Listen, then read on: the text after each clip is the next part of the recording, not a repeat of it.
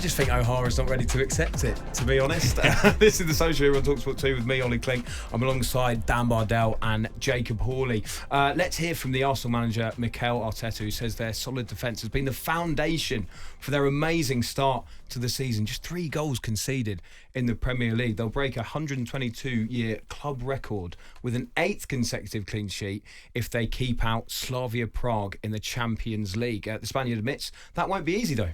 The collective organization is very, very strong, and then the individual behaviors of players to defend with such an energy, intelligence and aggression every ball, obviously something that has been key for our success. Jacob, top of the league, scoring exclusively off corners and set pieces, playing boring football, but I mean, you must be absolutely chuffed. I knew it was coming. I knew. No, of course we're chuffed. Listen, I grew up watching Arsene Wenger's teams, and there were many a time where we were leaky at the back, where we played plenty of beautiful football, but didn't win things and lost in big games. And it's almost like we're the antithesis of that now. You know, we're sturdy, we're robust. We're coming for Chelsea's defensive record. I think, was it 15 goals? 15. Chelsea's, yeah. Do you think they'll do it? They've conceded 3 at the moment in the Premier League. They're looking good for it right now, I'd say. It's also what goals have we conceded? You know, 6'7" Voltemada with a header. Haaland, it's almost like Premier League tax. You accept Haaland's going to score a goal against you, and then a freak free kick from 35 yards out. It's like, I just don't see, and this is with a lot of injuries, by the way. I think that's one thing that's worth saying about Arsenal. We are missing 2 strikers, Madueke, Martinelli, our number 10 and captain, Martin Ødegaard. I mean, you're basically, without Havertz and Ødegaard, you're watching the Invincibles without Henry and Bergkamp. You're watching Mourinho's Chelsea without Lampard and Drogba. We're missing the 2 key pieces of our attack there. So I think the thing with Arsenal is we're going to get even better as the season goes on. Yeah, so have they won the league, Dan, do you think? If they're only going to get better from here? I do think it's too early to be saying that, because I think before the first international break, or during the first international break, we were all sat here when Liverpool had won all their games and Arsenal had lost to them and then drawn with City, saying it's going to be difficult for anyone to catch Liverpool. They're going to run away with it. They're not even playing well, but they're still winning every week. Like, month to month, things will change. But I do think that Arsenal winning the league has been coming for a few years now, and people will look at what Arteta's spent and the time he's been there and the fact that they've only won stuff in his kind of first season. But I think he's done a really, really good job there. And there's different ways of winning football matches, and there's different ways of winning the league. And Alex Ferguson always used to say, you've got to get the defence right first before you do anything. And Manchester United used to go through periods of the season where they'd win 1-0, maybe 5-6 games in a row. Arsenal might do that the whole way through the season. I think they're an incredible team, and I don't think they're boring at all. I really enjoy watching them. Yeah, what do you make of people trying to make out that Arsenal are too boring? They'll be the most boring champions, etc. They only score from set pieces and stuff. Does it annoy you? Do you care? Surely, if you've got a Premier League better, I'll be honest with you. I care when I come away from the stadium going, oh, that was all right. That's when I care. I don't care what anyone else says. Everyone else has said everything about Arsenal. Mika Richards himself said that when it's Arsenal, people have a different thing to say. I care because I will be really honest with you. There's been a few results over the last few weeks, the West Ham game, the Fulham game, even Burnley at the weekend, where you come away and I feel like I've seen 45 minutes of us playing really good football, and then we just lock things down. And I come away and I go, well, it's a good win. It's a professional win. It's all the cliches. That's the sort of win you have to do to win the title. But I won't remember that game in a few days' time. And it's true. I've got to be honest, I see it across the league. I don't think it's just Arsenal. I watched United score 2 goals from set pieces this weekend. Weekend prior, I watched Spurs beat Everton with 2 set pieces. I think it's across the league now. And I think it's less the case that everyone just wants to score from set pieces. I think it's more the case that people find it so hard to score from open play now. I've seen some stats for Saka this season, or even this calendar year, where it's like 1 or 2 goals, 1 or 2 assists. Mo Salah, it's not far off that for this season. Foden, not much. Palmer, not much. You can go through all the teams, all the players that you think would be the exciting players in the league. They're not doing loads of stuff. Haaland, unbelievable. Semenyo at Bournemouth, great. Outside of that, who are the outstanding attacking talents in the Premier League? I think you look at a Premier League now where I think there's a few things. I don't think the 5 subs rule has helped. I think there's too much football. We've got 9 teams in Europe, and I think teams are tired, which means they don't want to go for it in games.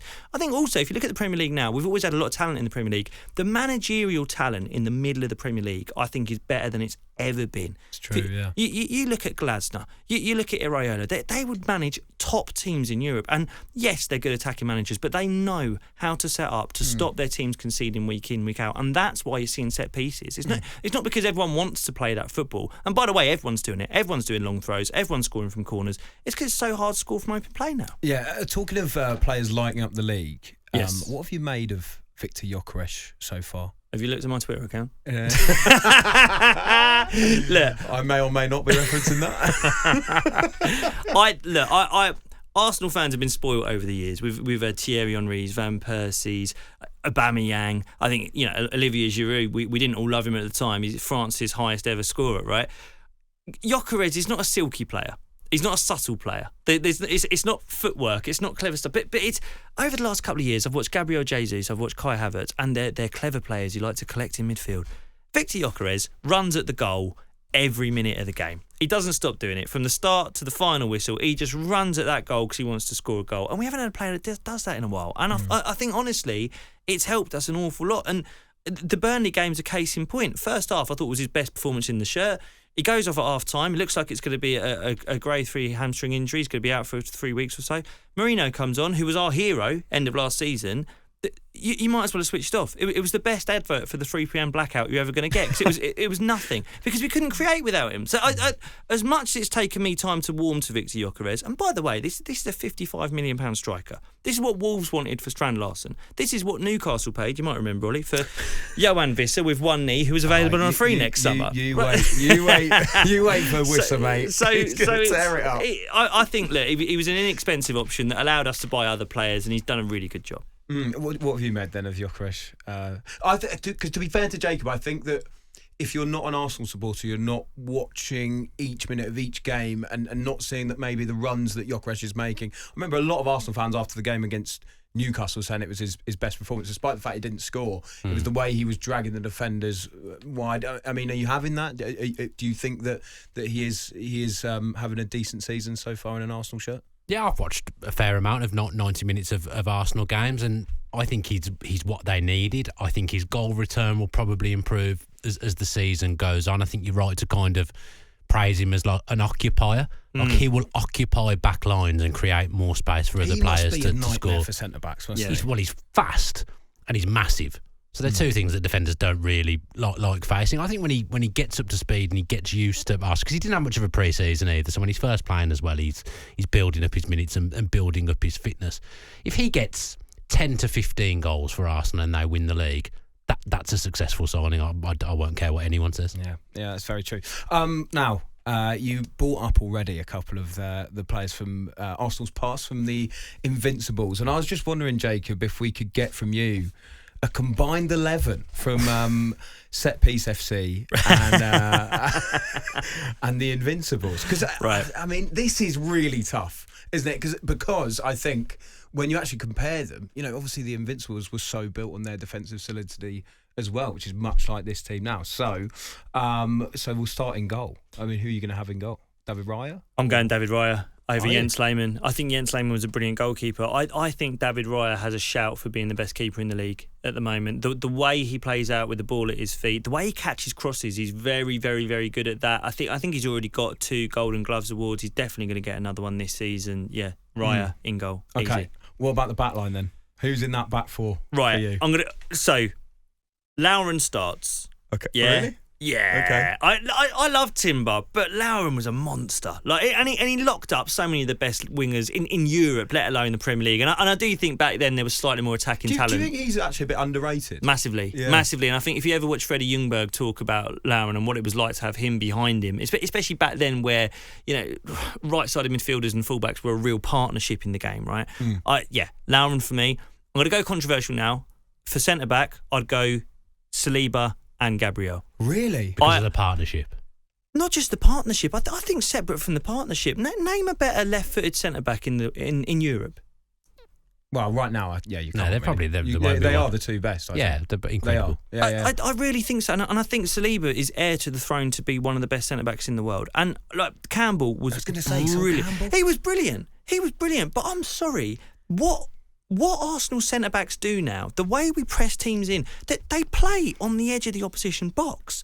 And I'm watching these two. I think Gabriel has a shout for being. If we win the league this season, I mean, look, you spoke about it already, the set pieces. He might well be our top scorer at the end of the season. Yeah, 100%. And so he could be up for the Ballon d'Or next year. But no, I'm joking. But I do, honestly, I think because they're current, we underrate them a little bit. And I think you have to credit Arteta a little bit with both of them, because Saliba came into the club, spent 2 seasons on loan. There was apparently a falling out with the manager. He's back in. He's brilliant. Gabriel, when he came in, I think he was 26 million from France. He's turned him into, as I say, the best left-footed centre-back in the world right now. And I don't think he was saying that about Campbell or Torres. So I'll go with those two. Ashley Cole, easy, best left-back I've ever seen in the Premier League. I was getting worried then. Yeah, no, come on. I'm not that mad. I'm not going to have everyone switching off of talkSPORT too. Midfield, Vieira and Rice, I think, would be one of the best midfield partnerships you could ever see. And we talk about the set pieces. That's Rice's delivery. Never mind Sir Beckham. Sir Rice, because I think he's got as good a right foot as Beckham. Sir Declan. That'll get people turning off. But you watch those set pieces, it's Rice's delivery. Yeah. It's incredible. So, yeah, Rice and Vieira. Not even what he was bought for, is it? No. Wasn't something he did before he came to Arsenal. And I think it's interesting the position he plays, because I think he might have been bought for the base midfield, and he's everywhere now. So, yeah, Rice and Vieira. On the left-hand side, it has to be Robert Pires. It has to be Robert Pires. As much as I love Trossard, Martinelli, I feel like that side of the current team is the weakest part, isn't it? The left-hand side. Perhaps so. Not that it's bad, but just obviously you're going to be picking someone like. I mean, Trossard's got 46 goals and assists in 100 appearances for Arsenal, and a lot of those are sub-appearances. I think he's one of the most underrated signings we've made under Arteta. But you have to go Pires, one of the best players I've seen play for Arsenal. Number 10, Dennis Bergkamp. Gotta be. Come on. Yeah. We're not mucking around. My favourite ever Premier League player, Dennis Bergkamp. And you're a Villa fan? No, I just love him. Wow, he was a wonderful player to watch, wasn't he? Yeah. Not Lee Hendry? Oh, no. Okay, no, Dennis Bergkamp. Okay, fair enough. Okay, and then... On the right-hand side, I will give it to Bukayo. Yeah. I look, the best is yet to come this season for him. I think he's had a bit of a ropey start to the season. He's had some big injuries over the last 6 months or so, but I do think he's an absolutely unbelievable footballer, Bukayo Saka, and I think he'll come to the fore at the end of the season. And up front? Up front, easy, Victor Gyökeres. So, yeah... Nice, easy combined 11 there. Oh, amazing. All right, there we go. Well, that's sealed in now as well, so you can't change please change the last one. Thank you very much. That's the clip that will go out. You will not believe who Jacob Hawley picks. That's his front side. Yeah, it's got to be Henry, surely.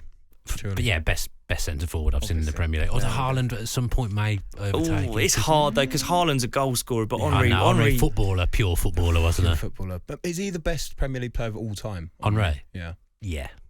Other than Alan Shearer, yeah.